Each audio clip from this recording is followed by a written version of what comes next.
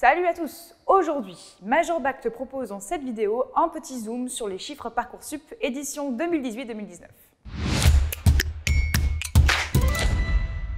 Pour cela, on a eu la chance de rencontrer les acteurs institutionnels de la réforme Parcoursup, qui est encore toute fraîche et sur laquelle on a peu de recul pour l'instant. Bref, on va faire parler les chiffres Parcoursup sur 4 grands faits. Avant toute chose, petit point de précision sur les données. Elles concernent les personnes qui ont fait des vœux sur Parcoursup en 2018, donc pour l'année scolaire 2018-2019. Il y a d'une part les néo-bacheliers, c'est-à-dire les personnes qui ont eu leur bac en 2018, et d'autre part les personnes qui se sont réorientées en passant par Parcoursup. Ces données quantitatives sont fournies par le ministère de l'Enseignement supérieur et de la Recherche et par l'INSEE. Entrons maintenant dans le vif du sujet. Que disent les statistiques pour Parcoursup édition 2018-2019 ?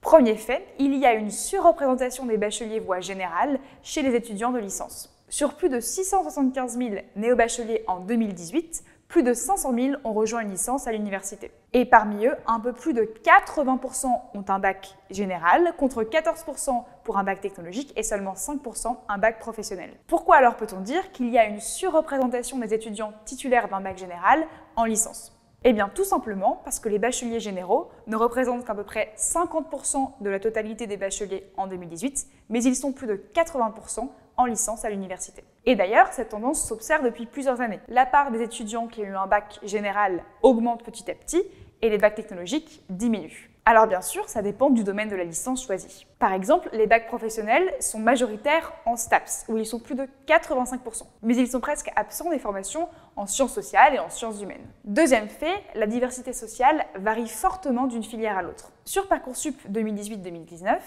un néo-bachelier sur 5 est boursier, soit environ 20%. Mais attention, si on creuse un peu plus, on se rend compte que cette proportion de boursiers varie très fortement d'une formation à l'autre. Et cela pour deux raisons. Soit la diversité sociale s'explique par la réalité socio-économique du territoire qui regroupe beaucoup de boursiers, soit elle est liée à une volonté d'ouverture sociale. En haut du classement, on retrouve les formations de type BTS, qui regroupent plus de 25% de boursiers dans leur effectif. Les licences aussi se situent au-dessus de la moyenne, puisque 21% de leur effectif sont des étudiants boursiers. Et sans grande surprise, les classes préparatoires se situent en bas du classement, puisque seulement 10% des élèves en prépa sont boursiers. Troisième fait, les candidats qui ont obtenu la mention « Très bien » rejoignent les formations les plus sélectives. Pas très étonnant, puisque plus la formation est sélective, plus on retrouve des candidats qui ont obtenu une mention. Sur tous les bacheliers en 2018, 11% ont obtenu la mention « Très bien ». Ces bacheliers sont quasiment absents des formations type BTS ou DUT qui ne comptent que 2% de bacheliers à la mention très bien dans leur effectif. En licence, seuls 6% des étudiants ont obtenu la mention très bien. Par contre, en classe prépa, c'est un étudiant sur 2 qui a obtenu cette fameuse mention. Quatrième et dernier fait, les candidats en réorientation sont plus nombreux et se dirigent principalement vers les licences. Parcoursup concerne aussi les étudiants qui ont décidé de se réorienter en première année ou de reprendre leurs études. Et cela concerne un candidat sur 5.